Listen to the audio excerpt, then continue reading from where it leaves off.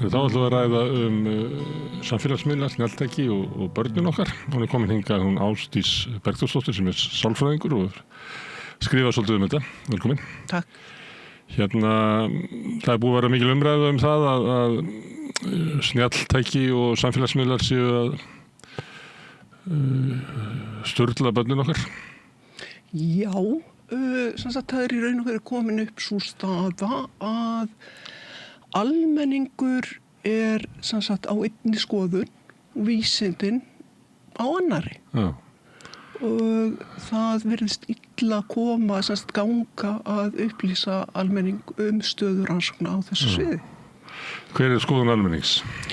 Meginþorri almennings, skulum við segja. Meginþorri almennings virðist halda að samfélagsmiðlar séu skaðlegir og að skjátími og snjalltæki séu skaðleg. Já. Og vísa stundum í þá sem að halda utan þessu tæki í stórfyrirtæki, þú kannast við það. Já, en ég myndi aldrei láta börnin mín nota þetta, sagði einhver.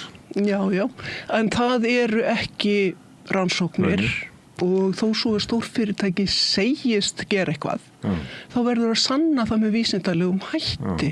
Þetta bara eins og þegar þú kaupir húðvöru. Hún á að gera húðina rosalega góða. Og þú verður þá að sanna það með einhvers konar rannsóknum. Það er ekki að sjá, ég hef séð auglýsingar svona húðvörur og miðað við skýringamyndina sem í þeim, það er einhverja kúlur farin í húðin á umbreytöldu, þá hugsa ég að þetta ekki selt nema í apóteki ef þetta virkaði svona. Akkúrat. En fullyrðingar fólks að þetta virki ekki alveg réttar. Það getur vel verið að þetta virki í tilraun aðstæðum, að þeir nái að viðhalda athygli okkar. En það er líka sann að það í raunaðstæðum. Og það hefur ekki tekist. Það hefur ekki tekist, þetta hefur í raun og veru ekki verið gert. En það sem hefur verið rannsakað að það var, ég man nú bara annan höfundin að greininni, Pribilski. Hann gerði á sínu tíma mjög stóra rannsókn á því hver mestu mögulega áhrif snjalltækja gætu verið. Og það kom í ljós bara á veljiðan barna og það kom í ljós að það að borða morgunmat var mikilvægara. Heldur en að sleppa samfélagsmiðlum? Já, heldur það er meiri áhrif á líf barnsins að borða? Já, það er meiri áhrif á líf barnsins að borða. Það er verra að sleppa morgunmat heldur en að vera í snjalltækjum. En þetta er bara eina rannsókn, ekki? Hún var það stór. Þetta voru nokkur 100.000.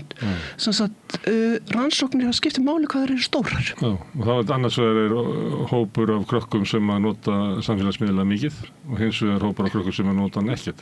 Nei.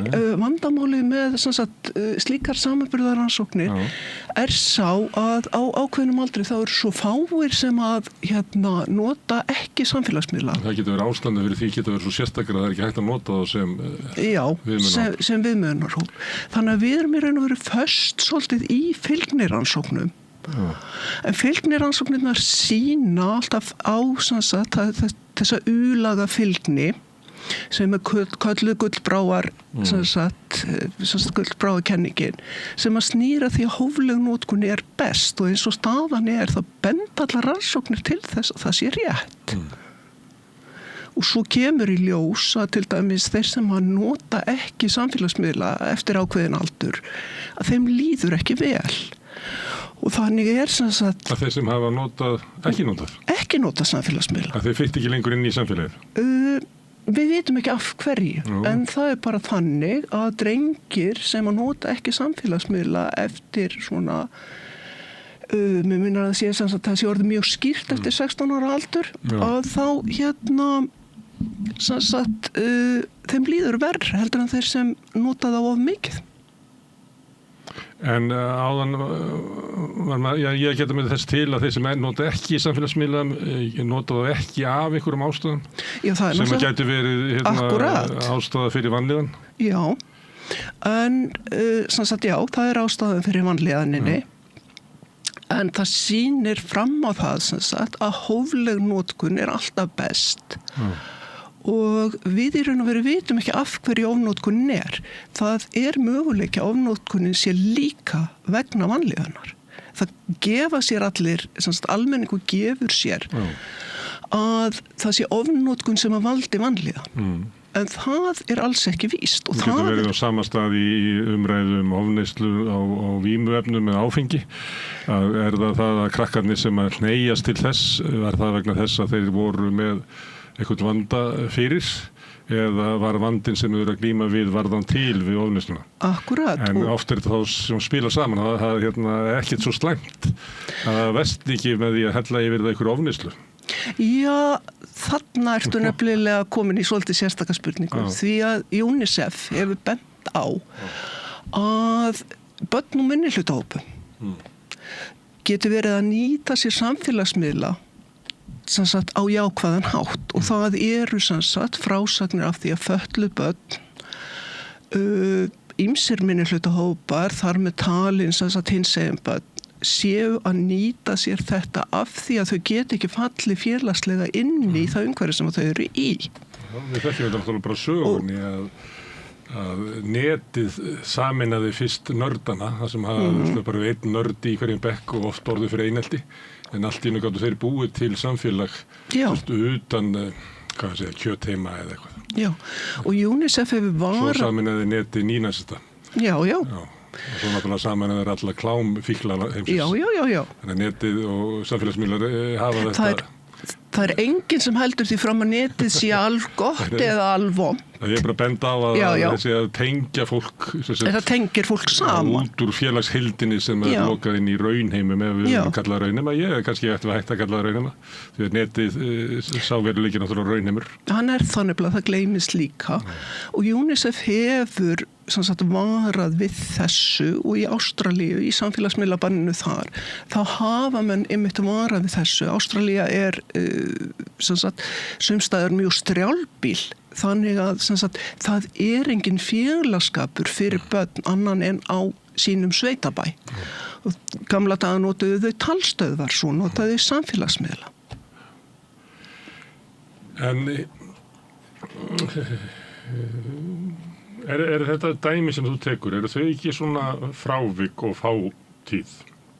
Fötluð börn sem eru einangruð félagslega í svona hinum svoköldu raunheimum, þeir sem fitta ekki inn með einhverjum hætti og finna sér félagskap á netinu, sem að stundum heyrum við að foreldrar óttist, þeir óttast að börnin finni félagsskap á netinu sem að þau einhvern veginn þekki ekki, get ekki séð. Já. Þú getur ekki kynnt mig fyrir þessu fólki? Já, talaðu við barnið þitt og séu hvort að barnið þitt vil kýra það fyrir þig. En við getum alveg sagt, við getum sagt það, við ætlum að fórna þessum hópi barna. Þú þarft ekki að gera það, þú segir bara að draga úr, að þú þurfi reseft til að nota samfélagsmiðla og þessi börn fá reseft. Hvernig ætlar að gera það, framkvæmum það tæknilega? Ég veit ekki það, ég veit það bara í sögunni að það var ekki bann fyrir alla eða engan. Nei, áfengisbannið og ég vitum alveg áfengisbannið. Já, áfengisbannið við erum alveg samanlega það er mjög heimskulegt, við erum samt sem að ekki að segja áfengisbannið. Það var bara kortir eftir áfengisbannið var sett á að þá var byrjað að gefa reseft til borgarastéttarinnar hún þyrfti nauðsynlega áfengi halda. Og landabruggið eykst og allt það. Já, ok. En ég bara að segja að þegar eitthvað alls er bann, þá er það þekktar en ekki að það séu frávik frá banninu. Já, en Þannig að við fórnum ekki kannski þeim sem eru fatlaðir, við segjum, fatlaðir geta notað samfélagsmiðla, en í Melaskóla, ef þú ert ófatlaður, þá máttu ekki hafa snjalltæki með þér. Ok, allt í lagi, segjum að við gerum það. Já. Við erum með biðlista í einhverju greiningu upp á 5 til 7 ár. Á meðan getur barnið ekki fengið aðgang að samfélagsmiðlum eða snjalltæki í síma af því að það ekki með loka greiningu. Við erum með trúaða foreldra sem vilja ekki að börnin þeirra fari á síður þar sem að hinsegin málefni eru auglýst. Þau hafa ekki leyfi til að gera það fyrir en 16 ára. Þessi foreldrar ekki fara að biðja leyfi læknis. Og svo má alltaf spyrja sig hvernig greinuru hinseginleika, er það læknisfræðilegt vandamál? Við hendum því út fyrir einhverjum 20 ára. Þannig að þetta frekar flókið. Þar að ekki verðum að muna það að þessir hópar, einhverfir og hinsegin, þetta eru hópar sem eru með gífilega háa sjálfsvígstíðni. Þetta hópurinn sem að taka upp rosalega mikið pláss í geðrænni þjónustu. En dæmi sem að þú tókst, að foreldrunum sem að banna barninu að fara, það bann getur gilt alveg saman hvaða lögur notkun og snjallsímum í skólum eða? Já, en barni þarf ekki að brjóta bann. Já. En þú veist, spurningin hver þá, ef það ekki lög, þá hefur barnið ekkert gert af sér. En ef það eru lög sem að segja að þú mátt ekki fara á internetið nema að hafa leyfi foreldræðina, þá náttúrulega brýtur barnið bannið. Og hvað eigum við að gera í því? Það orðið barnaverndarmál.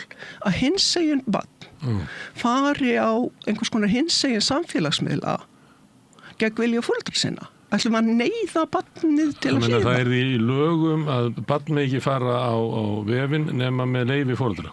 Já, sem sagt, foreldra getur skoða allt sem barnið gerir.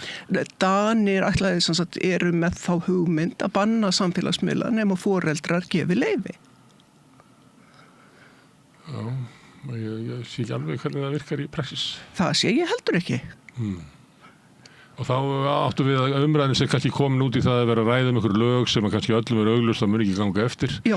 Og við erum þá nota lögin til þess að tjá okkur svona siðferðislega um hvernig okkur finnst að heimurinn ætti að vera. Já. Í engum tengslu við að hvernig hann er.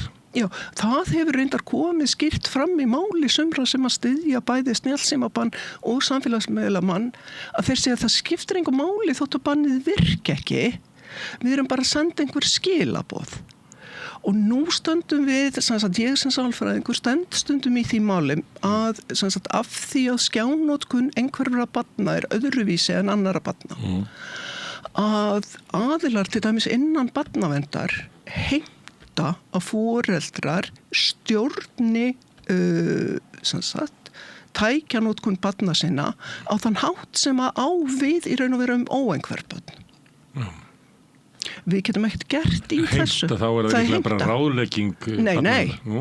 Þetta er heimta þá er það, ef þú gerir það ekki, þá er eitthvað viðurlög eða? Það sem er alltaf undirliggjandi, þú ert komin inn til barnaverndar, það eru höfð áhyggjur af barninu þínu. Það sem er undirliggjandi er það að það sem að foreldrarnir óttast, hvort sem það er raunverulegt eða ekki, það er í raun og veru að barni verður tekið af þeim. Já, leið og barnavernd er farin að skipta sér að þá liggur svo hótun í loftu. Já, þetta er svona strik gegn þeim í kladdan, ef þú færð of mörg strik, hvað verður? Þetta er það sem foreldrarnir hugsa, og þetta veldur miklum kvíða hjá þeim. Ég er ekki að segja að þetta sé raunverulegur kannski raun ótti hjá foreldrunum, en ég sé mörg dæmi svona mál.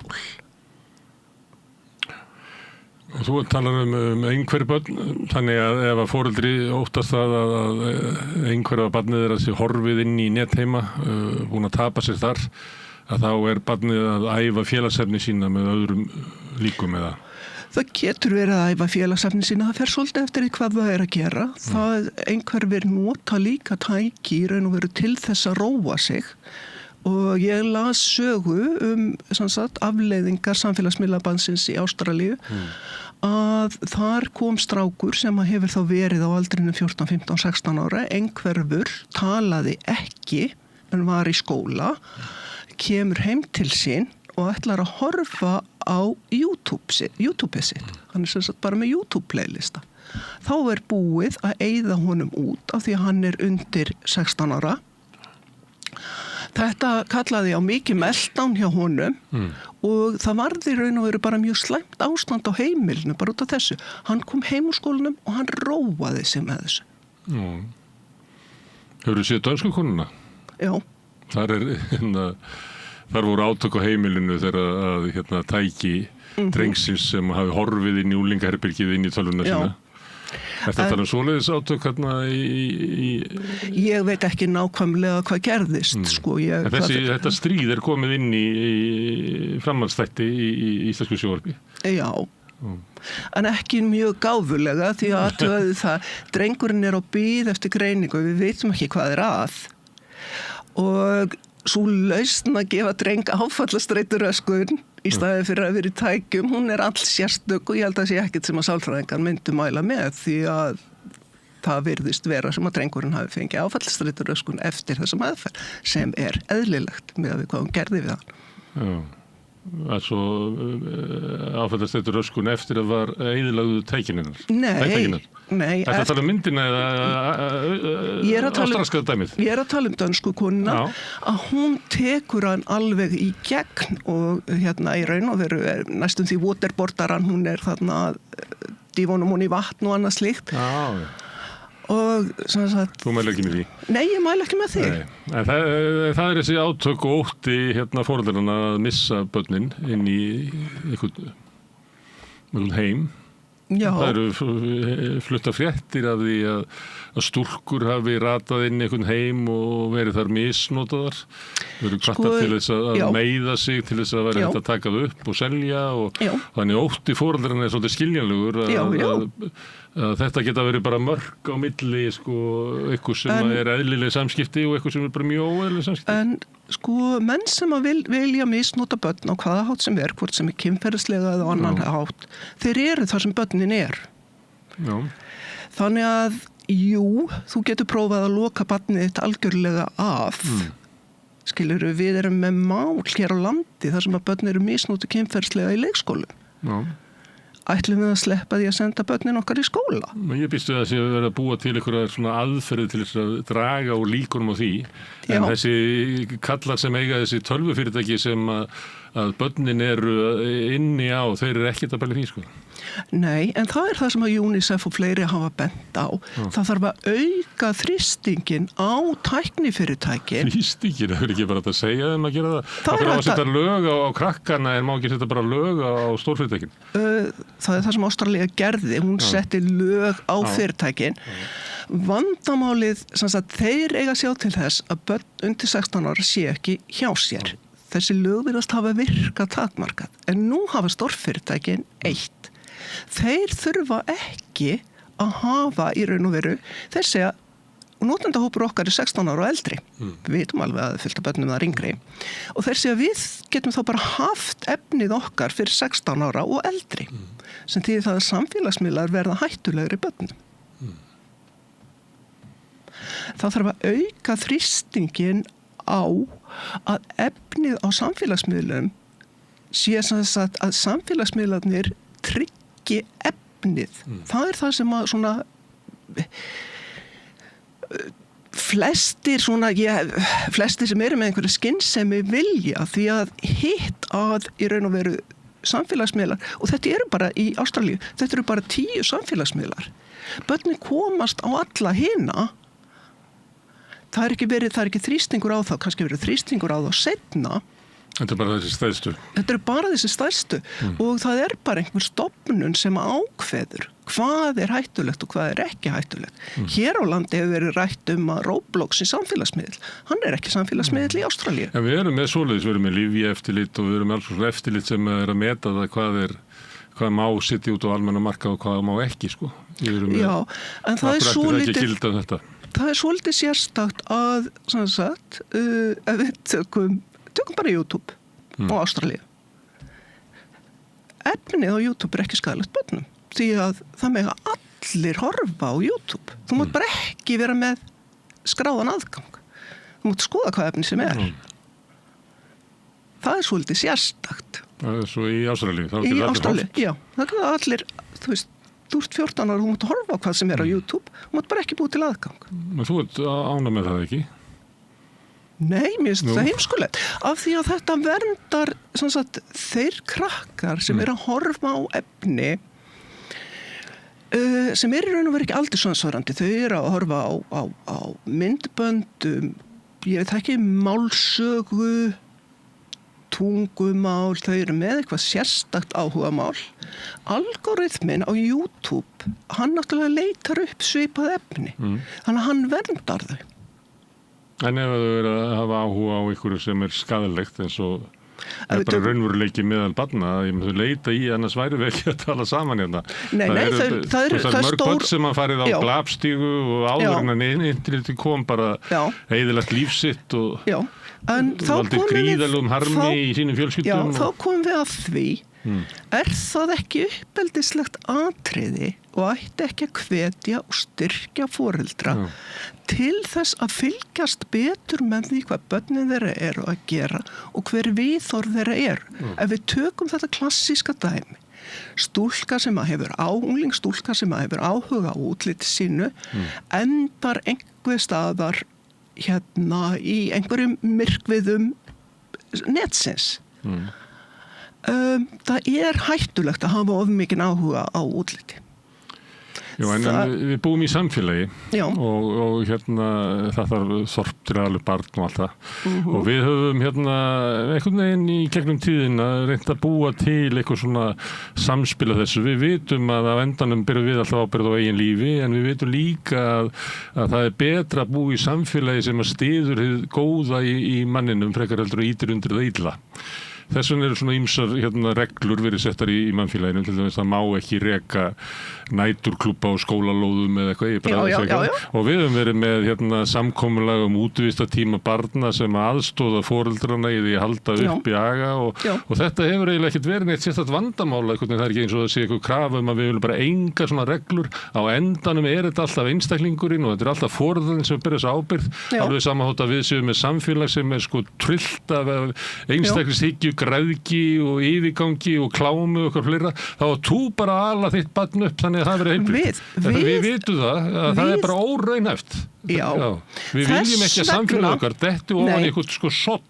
Nei, þess vegna væri til dæmis ráð að samfélagi snerist aðeins gegn þeirri útlitshyggju sem í samfélaginu. Því að við lokum og við bönnum einhverjum stúlkum að fara á einhverja miðla og þar gera það bara samt. Og það eina sem við getum gert í þessari útlitshyggju í raun og veru að snúast gegn henni. Já, en við erum til dæmis með reyna að takmarka aðgengi barna að áfengi og vímuefnum. Já. En síðan elstu menn muna þá eru sum ungmenni sem að sækja í það samt. Já. Og ertu þá að segja að við höfum bara að aflétta áfengiskaupa aldurinn, þannig að megi bara allir fara í ríkið? Nei, við sendum þessi mál til barnaverndar. Við sendum þessi mál til barnaverndar. Skilurðu? Nei, þú taldi reglunni ekki? Hvað segir þú? Þú taldi reglunni að börn megi ekki kaupa áfengi? Já, og þetta sem sagt barn sem í áfengisneyslu í áhættuhegðun. Já.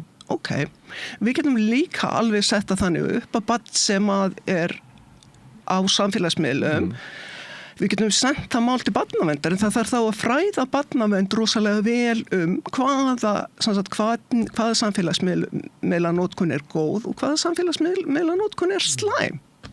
En það gott samfélag? Ef þú vilt. Er það gott samfélag við sem alltaf að klaga hvort annað til barnaverndar?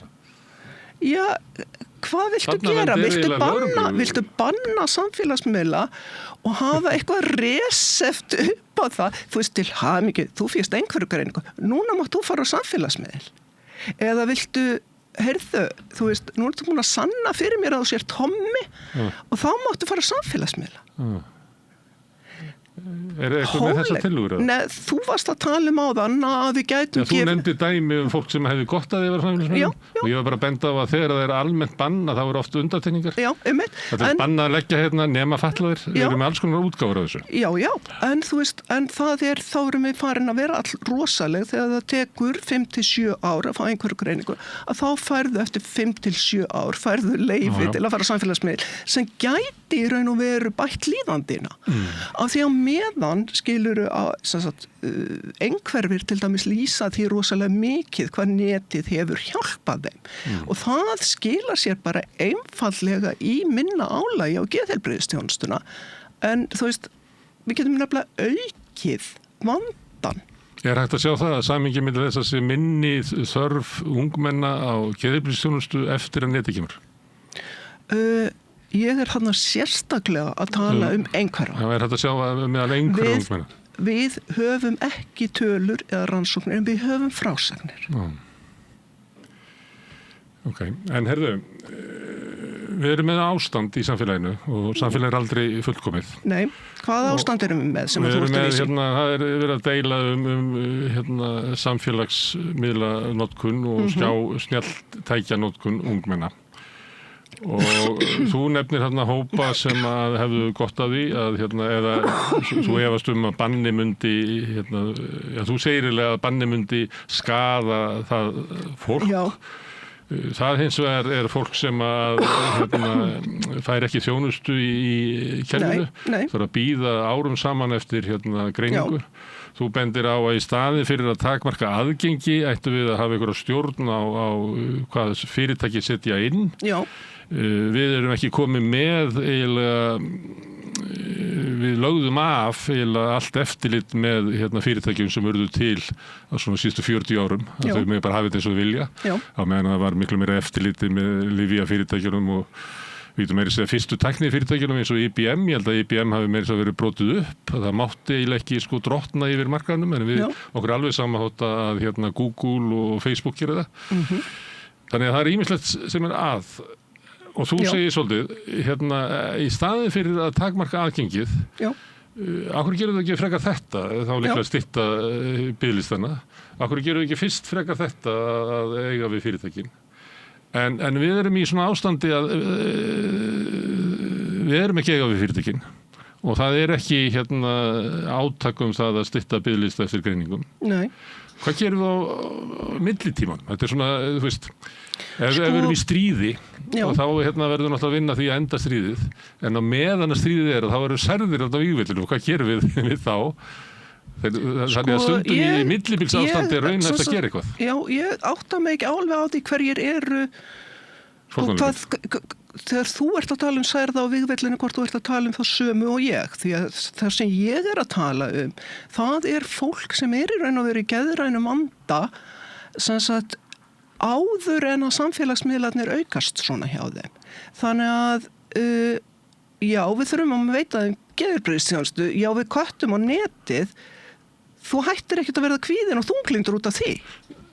Það breytir einhver. Þú ert að tala að særðir hérna séu þeir sem að mundu særast af banninu, en nú erum við ekki komin inn í bannið. Nei, við erum ekki komin inn í bannið, en það verður banninu ekki framfylgt, það alveg ljóst. Það rík tilfinning með foreldra og þú kannast það bara við það úr umræðinni, að það séu þarna særðir á vígvillinum eftir notkun ungmenna á samfélagsmiðlum. En vandamálið að þar getur fólk verið að rugla saman orsök og afleiðingu. Þess vegna þurfum við að skoða hvað vísindin segja. Mín tilfinning til dæmis svo að jörðin sé flöt. Það samt sem það ekki rétt. Mín tilfinning ekki alltaf rétt. Þegar við skoðum þetta vísindalega þá það einfaldlega svo að hæfileg samfélagsmiðla og skjánotkun það sem tengist bestri útkomu. Hún tengist vissulega, mikil skjánotkun og mikil samfélagsmiðlanotkun tengist vissulega verri geðheilsu. En við vitum ekki hvort það sé orsök eða afleiðing eða hvort það bæði sé til staðar.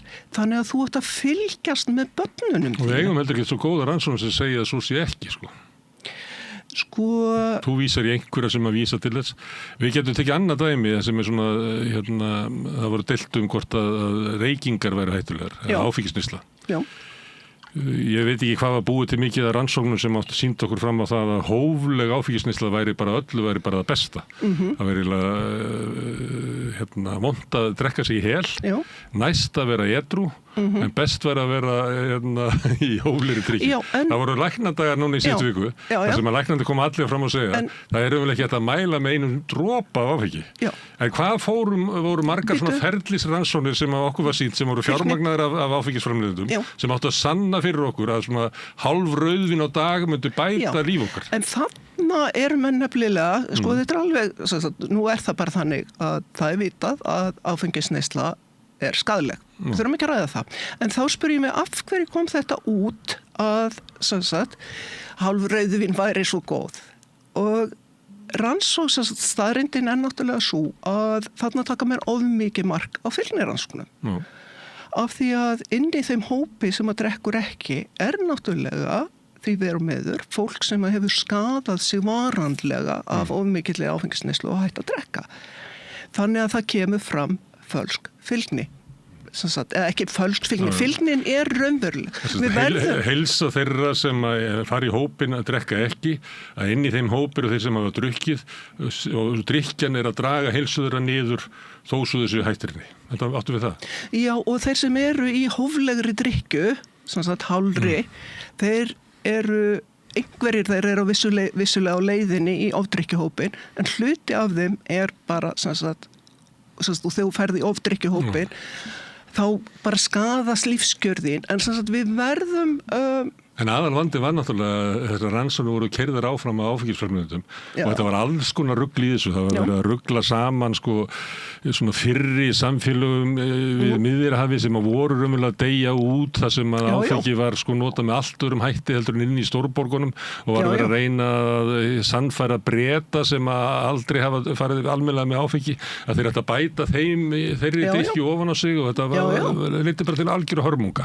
Það sem var verið að halda því fram að það sé ekki skaði af neyslunni. En það mjög erfitt að sjá fyrir sér að öll samfélagsmiðlanótkun og að öll skjánótkun sé slæm.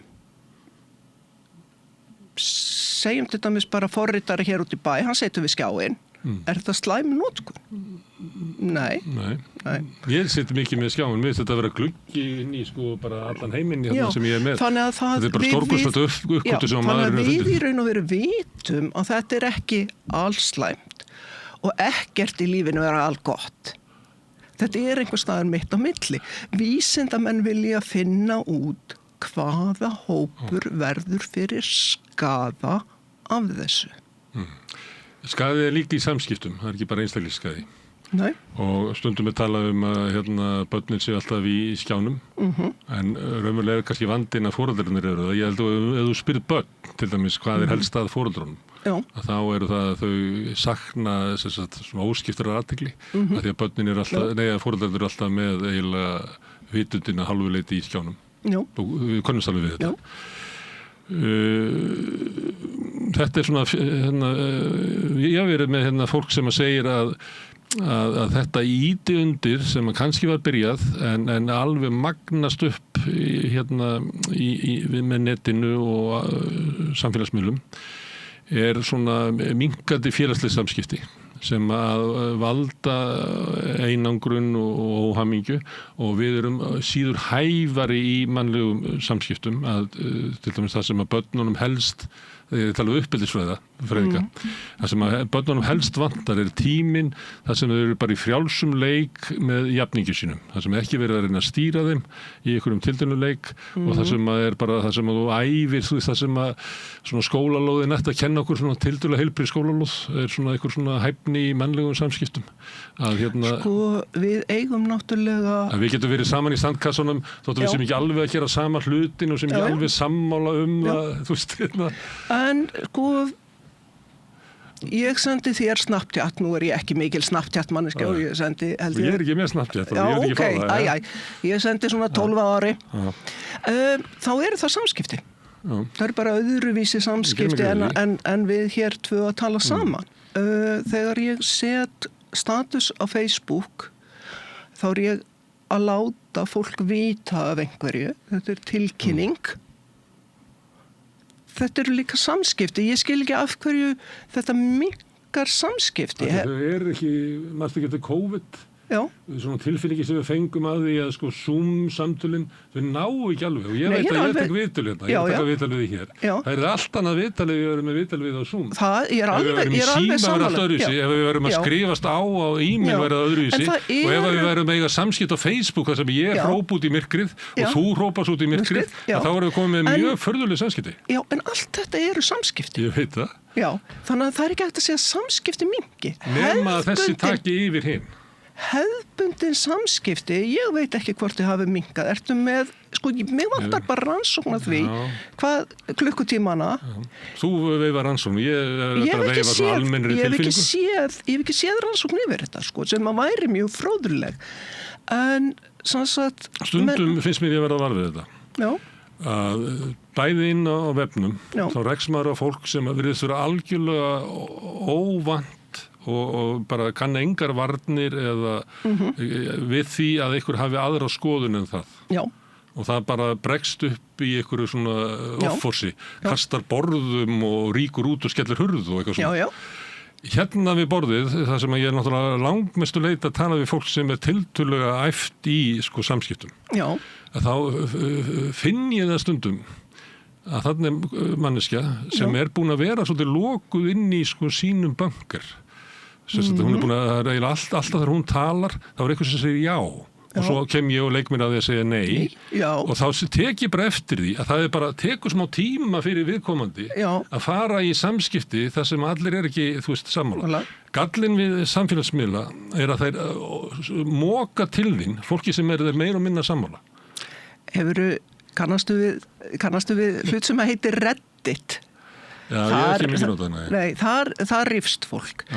Þetta svolítið mismunandi eftir samfélagsmiðlum hvort að fólk þér sammála eða hvort að fólk rífst. Ég persónulega hef rosalega gaman af rifrildinu, af því að þar lærir fólk. Reddit otar að þeim sem út ósammála. Facebook otar bara að þeim sem út sammála. Já. Þannig að endanum þá situr bara inni og ég hef líka tekið eftir þessu þegar ég bara talaði um samfélagsmál. Og að því að ég vil freka vera að vísa til dæmis í sambandi innflytjendamál í ykkur raunverulega tölur, ekki ykkur tilfinningu sem fólk hefur og hvað heldur, sem að síðan æfir upp í ykkurum lokuðum bönkar þar sem allir eru sammála og lappar út úr bönkunum og er alveg sannfærður að hér sé ykkur bylgja af stórkostlegum ofbeldisglæpum frá múslimum. Svona, ég bara tala sér upp í það. Já, já. Þannig ég svona frekar á það að við höldum okkur þar inni, hafa eitthvað svona raunveruleika í grunninum og þessi hlutverk fjölmiðla til dæmis, að reyna að halda umræðinu þannig að sé raunveruleiki undir henni, að við séum ekki bara hvað við höldum og hvað við höldum. En þú ert eiginlega að segja það að umræðinum samfélagsmiðla hafi endað þarna. Það sem við höldum, við bara mögnum það upp í samtali og allt í einu erum við alveg vissir það að samfélagsmiðla sé eyðileggja börnin okkar af hverju. Það allir að segja það. Já, það þegar það kemur að þegar maður spyr raunverulega rannsóknir eða gögn eða eitthvað, þá kemur rosalega lítið út eða þá að fólk fer með hluti og það augljóst að það las ekki rannsóknina. Ég get tekið dæmi, það ákaflega merkur Íslendingur hér sem fyrir á síðasta ári labbaði og sagði að börn eyddu 7-8 tímum fyrir framan skjá á dag. Og það alveg vitað úr hvaða rannsókn þetta kemur úr, ég held hún heiti Common Sense, en þeir nefnilega segja ekki að þeir séu fyrir framan skjá allan þennan tíma, bara að tækið sé í gangi.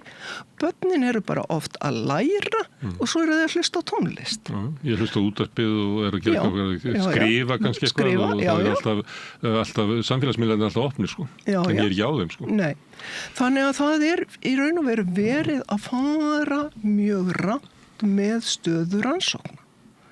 Og mér finnst bara allt í lagi að almenningur fái að vita hver staða rannsókna og fái svo að taka afstöðu af því að almenningur á ekki að trúa mér frekar en næsta manni. Það sem vantar í þetta samfélag fullorðins fólks gagnrýn hugsun. Og það kannski sá skaði sem að ég held að samfélagsmiðlar hafi valdið, ekki börnum, heldur fullorðnu fólki. Þú ræktar náttúrulega ekki gagnrýna hugsun á Facebook? Nei. Það er ekki góðu vettvangur fyrir það? Það er ekki góðu vettvangur fyrir það, ég er alveg sammála því. Herðu, einhver geti sagt eins og að þetta eru gríðarlega samfélagsbreytingar sem að verða með netinu. Já. Allir saman það.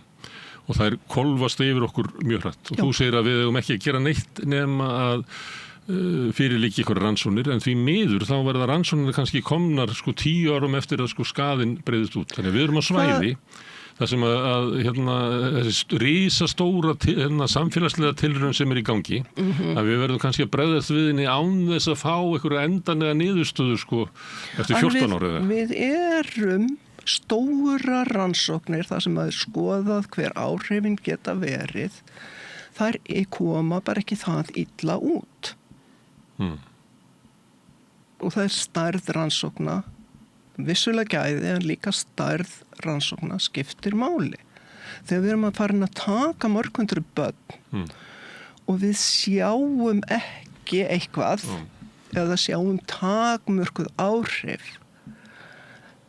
af hverju eigum við að trúa því versta, skilurðu, eigum við ekki aðeins að stoppa. Er ekki að vona þið besta og reikna með hennu versta eitthvað? Jú, en svo náttúrulega eins og ég segi, samfélagsmiðlabann virðist ekki ganga virðist ganga illa í Ástralíu. Það tekur náttúrulega tíma, ég meina, til dæmis, hvernig var unnið á reykingum. Já. Það var ekki gert af að vilja styrka einstaklingana. Það var gert af ákvörðun samfélagsins sem hægt og bítandi þrengdi að Já. En vandamálið hverjir bera ábyrgð á framkvæmd þessa samfélagsmiðlabanns. Það eru fyrirtækin. Í Ástralíu, þetta skýr ábyrgð þeirra. Þau þurfa að vita að þú sért undir 16 ára til þess að geta hendir út.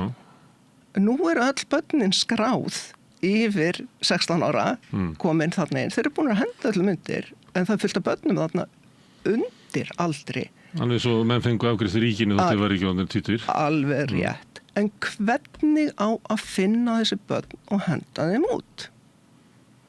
Hvað ætlar að gera? Þú getur verið með reglu að þetta bannað. Svo slepp ykkur í gegn. En þú segir, og þar með leggur ekki að bannið að því að það slapp ykkur í gegn. Nei, vandamáli verðist vera og það sem við erum að bíða eftir núna í febrúar eru í raun og veru tölur hversu margir sluppu í gegn. Því að það virðist vera sem að það sé ekki lítill hluti sem að slappi í gegn. Það virðist vera sem mikill meiri hluti hafi sloppið í gegn. Og þá erum við komin út í það að það norm að brjóta lög. Og það finnst mér í sjálfu sér mjög óæskilegt. En að því fóru vísa þannig áfengisbannið þarna áður, að þá eru þess rannsóknir á Íslandi, eða svona sagnfræðilega rannsóknir, sem að sýna fram á gríðarlega mikinn árangur af banninu fyrst. Þangað til að var farið að opna fyrir læknar gátu gefið út. Það eru dæmi sem tekið af þessu hvað áfengisbanni gekk vel í þetta 1,5 ár sem var raunverulegt áfengisbann, það var ekki lengra. Að þá var það lögreglan leigði fangageislurnar í Pósthússtræti til ungra fjölskyldu. Í alvörunni? Já, því að það þurfti ekki að nota fangageislunar. Það var bara friður í Reykjavík þegar það kom. Já. En mér datt þetta í huga því að þú kannast við að það er alltaf að segja til þess að áfengisbanni í Bandaríkjunum og hér hafi bara ekki virkað og svona. Þegar það skoðað þá var það brotið niður. Það voru mjög sterk öfl meðal stjórnvalda sem að brutu það niður, opnuðu og svo var líka verið að tala að flæddi bara áfengi yfir allt það mann mafían sá þetta. Það var bara við allra stærstu borginnar. Það var engin áfengisdrykkja í dreifðari byggðum og sú menning hélt áfram marga áratugi eftir að áfengisbannið hætti. Þannig að það voru miklu minni vandamál áfengisneyslu á þeim svæðum þar sem áfengisbannið hafði raunverulega virkað og verið lengi og haft eitthvað svona samfélagsleg áhrif. Þannig að það svona margt í þessu. Herðu, en þessi skoðun sem þú ert með, þú ert að skrifa greinar og þú ert svolítið að fara gegn straumnum. Já.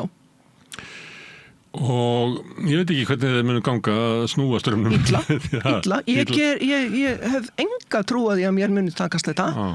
En það er bara allt í lagi að fólk fá að vita það. Að það eru ekki allir sammála öllu því sem að stendur á Facebook. En á móti þessi straumur, sumir til þess að þú ert að segja og annað sem ég kannski að geta mig til ákvarðanir sem eru teknar svona í hópnum hjá okkur með svona þeim hætti sem að hendar samfélagsmiðlunum vel að því fleiri sem að halda ykkur fram því réttar að verður það. Já, þannig að við erum eiginlega með sannleikann í eiginlega svona atkvæðagreiðslu. Já. Ef hann er stemming fyrir honum, að þá mun það vera sagt. Og þess að skiptir lengum máli hvað er satt og logið. Nei. En þetta er náttúrulega mörguleiti sköpunarverk samfélagsmiðlana, þessi heimur. Já. Og þú segir að sé ekki skafið að þessu. Já, það eru börnin. Kannski væri nær að banna samfélagsmiðla fyrir kjósendur. Af því að, snjallsímabanni mun fara í gegnum í gegn, svo sem ekkit þannig sé, maður veit ekki hvernig það verður útfært, skilur. Ég á von á því að samfélagsmiðlar verði bannaðir alla Evrópu, alla Ástralíu og það mun ekki ganga upp. Það tæknilegu vandræðin í Ástralíu hafi verið það sterk og þá kemur bara upp þetta viðhorf, það er allt í lagi að brjóta lög og þá það sem að, þetta er eins og ég óttast skiluru, núna er 13 ára sem sagt takmark á samfélagsmiðla sem við ættum að vera framfylgja en erum ekki að. En ef þú ert 12 ára og þú sérð að, þú veist, 14 ára systir þín er á samfélagsmiðlunum og á ekki að vera þar. Af hverju ferð þú bara ekki á samfélagsmiðla? Lögin eru hvort sem er brotin. Já, ég veit ekki hvort að 12 ára sé að hugsa þannig mynd. Já, þú veist, þau langar, þegar maður er 12 ára, þá vill maður vera 14. En þú veist, hvað er maður vitundum hvað eru lögbrot og eitthvað svona, maður er náttúrulega haldinn inn í einhverjum svona þykkum aga frá, bara mömmu, upprunalega yfir sjálfinu, sem að segja maður eitthvað gott ekki. En Ástralíu hafa mjög auglýst þetta bann, ég held að öll börn í Ástralíu séu meðvituð þetta bann, skilur. Og hlakki til að fá að fara inn. Ég held bara nafnskiptin í Kanada. Já, ég held bara að þau komi sléttilega inn því að samfélagsmiðlarnir hafa ekki þá tækni sem að þarf til að loka þetta fyrir börnunum. Tæknin er bara ekki til. Nema reyndar rafræn skilríki. Ég nota Facebook meðal annars til þess að dreifa efni hérna á samstöðinni. Já. Það kemur mér svolítið óvart að hvernig það fyrirbrigði er. Já. Hvaða efni það er alltaf verið að breyta fyrst maður fór hann inn, ég fór nú mjög seint hann inn, að þá gat maður bara svona venjuleg samskipti við fólk og þau voru náttúrulega bara eins og þau eru þetta er náttúrulega mjög sérstök samskipti þar sem allir tala bara út í tómið. Þetta er svona, ég segi þetta eins og aríur í óperum, það sem allir snúa út í sal og gal eitthvað, þetta er umlega ekki samtal Nei. Ok, en allt í lagi, þetta er áhugavert og maður snuðut, en síðan hefur maður séð að fyrirtækið er alltaf að gera einhverja aðgerðir til þess að takmarka, þeir settu þess að bara húfu yfir okkur á samstöðunni, en efni okkar bara dreifðist ekki, af því að ég held ég að við skrifa eitthvað Proud Boys í einhverja setningu og þá var það bara skilgreint sem, það var svona það stemmingin að fela Facebook að halda vit í umræðinni, ég veit ekki hverju þetta er, en síðan er það er á, hvað heitir þetta, strömmnum mínum. Já. Ég hugsa að sé svona 70%, bara eitthvað sem er næstu í bara skam. Já. Bara einhver þvæla, endalaust verið að framleiða einhver gervigreindar vídeó, bara algjörlega óskiljanleg þvæla, eitthvað myndir af einhverjum leikurum að hitta sjálfa sig þegar þau voru yngri og bara, og bara ekki, þú veist, aldrei hef ég ítt á neitt sem að bendi til þess að ég hafi áhuga á þessu. Og svo alls konar sölumennska, alls konar þvæla. Já. Ef að það hefði verið hægt að ýta burtu ákvörðunum þessa fyrirtækis, þá hefði þetta kannski þróast yfir því að verða svona bara enn eitt torgið okkar, þar sem við getum verið að gaspra. Já. Og hefur í gegnum tíðina yfirleitt verið jákvætt eða ekki? Jú, það er bara, það er alltaf gott þegar fólk er í samskiptum, tala nú ekki þegar fólk er ósammála. Já. Þannig að væri ekki kannski fyrir fyrsta skrifi verið að taka völdin yfir þessum vettvangi af þessum gróðrafyrirtækjum og láta þau þjóna almenningi. Búið ekki hrifin af því? Ég held í sjálfu sér, það hafa margir sagt Facebook sé deyjandi. Já. Ég er ekki persónlega á Facebook. Nei, það er náttúrulega ennþá langstæðs. Ég veit það. Það er ennþá sem sagt við neyðumst einhverju leyti til þess að vera þarna því að þetta er stæðst. Þetta var líka sagt fyrir 12 árum eða ekki, þetta var deyjandi. Þetta deyr mjög hægt, þetta er svolítið stórt, En ég held á endanum komi eitthvað annað. Það þarf ekki að vera betra? Væntanlega til þess að fólk færi sig yfir, þá vonar maður að það sé betra. Hver kemur með eitthvað betra? Það er bara einhver annar kall sem ætlar að græða á okkur, eða ekki? Jú, þetta virkar þannig. Það er ekki verið að byggja upp svona vegakerfi í samskiptum og það sem er einhvern veginn undir innum lýðræðislega vettvangi, það er enga svoleiðis tilraunir í gangi. Ef að fólk tæki sig saman Almenningur. Almenningur tekur sér saman með því að byggja upp ríkisvald sem að þjónar almenningi. Það almannavaldið. Almannavaldið, við erum alla svo áhrifalaus í samfélaginu að almannavaldið sé bara út á götu. Þannig að við verðum að koma okkur saman eitthvað. Við ættum að búa í samfélagi þar sem að ríkið fyrir með almannavaldið er náttúrulega alltaf einhverju leyti út á götu, skilur. Við gætum alltaf tekið okkur saman og náði heikvíslar og gert eitthvað ræðilegt af okkur. Já, það er yfirleitt þannig þegar við erum búin að missa alla stjórn á ríkisvaldinu, að þá erum við komin út á götu. Þá erum við komin út á götu, já. Og við erum kannski bara þar meira og minna því að það eru bara einhver aðrir sem að stýra ríkisvaldinu. Já. Sem ekki stoppa þessi fyrirtæki. Mér finnst alveg sjálfsagt að koma einhverju vitiborinni lagasetningu á þessi fyrirtæki og sérstaklega gagnvart okkur fullorðna fólkinu. Af því að það nýtist börnunum líka. En þetta er ekki, skilurðu, þetta er ekki algott, þetta er ekki alslæmt. Herðu, Áslaug, gaman að fá þig hérna að tala mál sem er mikið talað eða ekki, í pottunum og svona? Jú. Og þú fengið jákvæð viðbrögð og greinanæður og neikvæð? Nei, ég fæ voðalega lítil viðbrögð. Almennt sé þá, þetta er bara svona eins og að kalla út í tómið.